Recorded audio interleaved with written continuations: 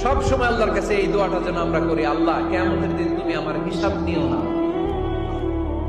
আল্লাহ তুমি আমার বিচার বসিও না, আল্লাহ তুমি দয়া করে আমারে মাফ করে দিও। আল্লাহ যার বিচার করবেন ও জাহান্নামে যাবে, আর যার বিচার করবেন না সে জান্নাতে যাবে।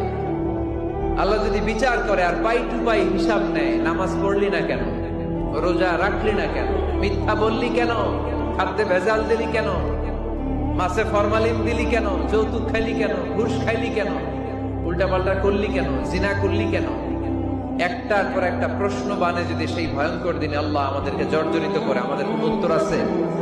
সেদিন আমাদের বাঁচার কোন উপায় আছে? তাই আমরা সবাই আল্লাহর কাছে দোয়া করবো, আল্লাহ কোন বিচার টিচার মানি না, কোন বিচার করতে পারবো না, দয়া করবা। কথা কয় না? কি করবে?